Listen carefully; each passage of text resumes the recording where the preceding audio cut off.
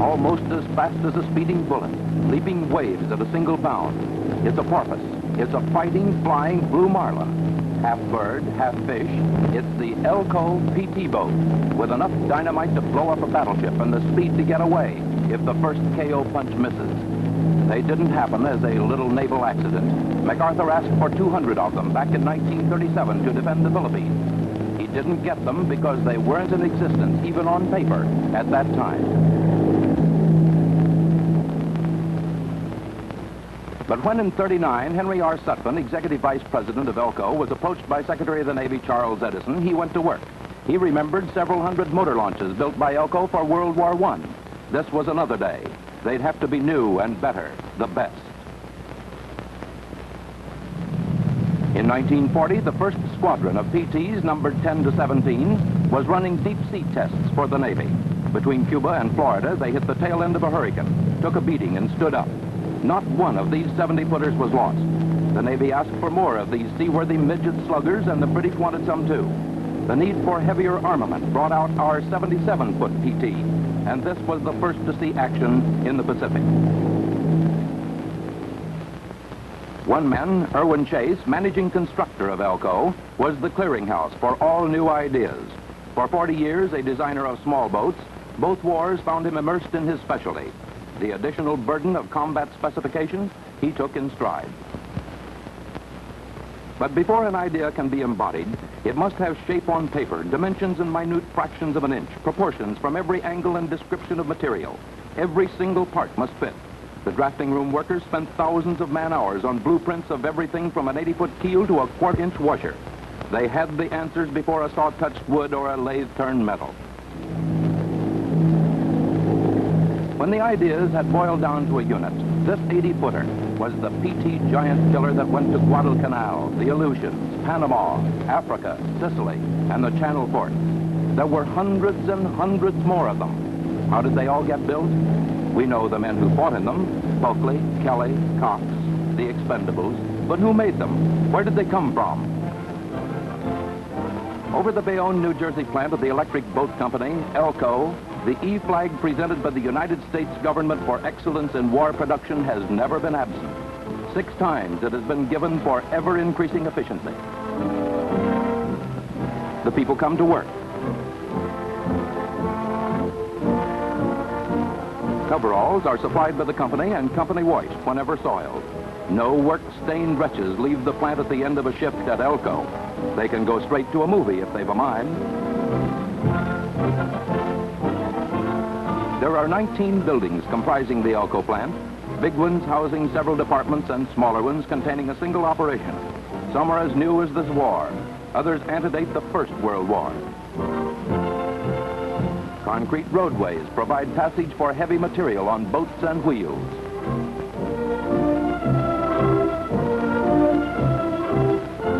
An enormous boat launching crane stands by the dock.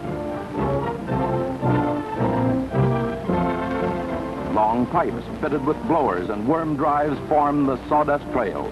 From every woodworking department, they carry highly inflammable sawdust and shavings to the incinerator to lessen the... This is a ship-shape factory. No piles of dust on the floors, no rubbish in the corners. There's a lot of stuff to be moved from building to building. The Elco locomotive, nicknamed Shifty, handles large items routed by rail over a system no bigger than an amusement park's miniature railroad. A train of torpedo tubes is on its way to storage. There they pile up until installation on nearly completed boats. Dummy torpedoes are used for size and weight, for you have to know what every PT will do with a full load. But many of the hundreds of thousands of pieces that go into a single boat are moved like this on small hand trucks. Fill 'em and roll 'em. There's more where they came from, more's needed where they go. In the storeroom, literally millions of parts are waiting. Aluminum bronze propellers are taken in threes, 3 to a boat. Every part must be inspected for the perfection demanded by the utmost in dependability. Exhaust pipes are racked, waiting for installation. Bronze struts to hold propeller shafts. It's a wooden boat, mahogany from Africa and Honduras, white oak from Jersey, Brazilian balsa, maple, fir, Burmese teak, West Coast cedar, Wisconsin birch, Alaska and Canadian spruce, ash, poplar, and heavy greenheart from the Guianas. A machine sizes and paints the strips of mahogany in a single operation. And the hand of the woodworking craftsman puts them to work.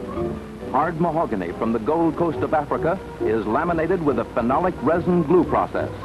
Mahogany that won't split under the pounding of the sea. They shape the frames that will become the boat's ribs in a mold of standard form.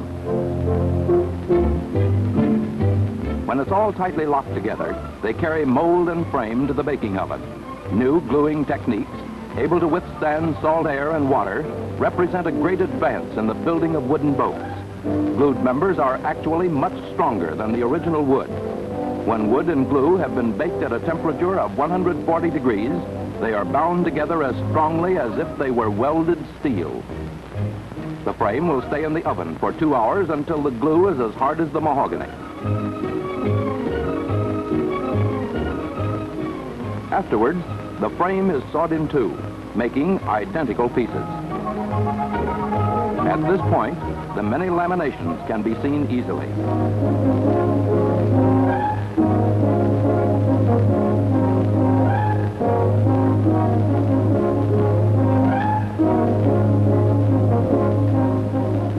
Planing rollers smooth the surfaces and bring the width down to the precise specifications.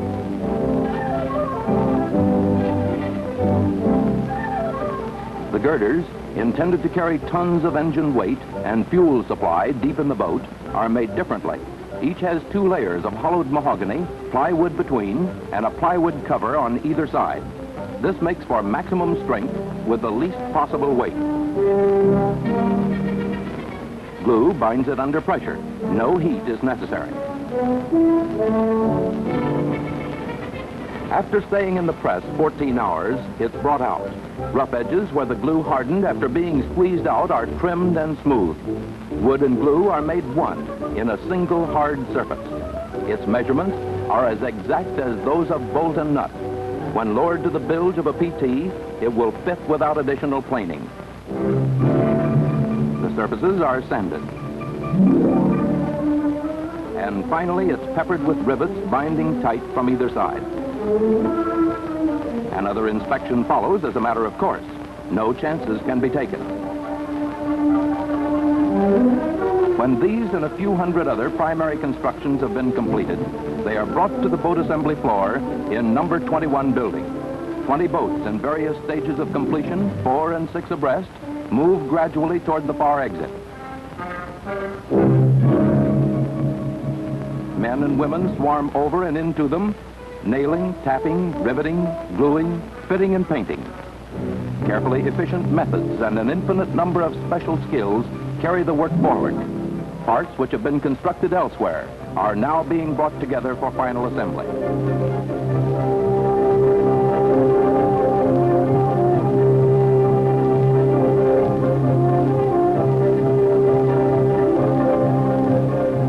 A screeve board is used in the fabrication of frames. Each form fits into its assigned place. When bolted together on the board, they are in the perfect alignment established for each particular frame.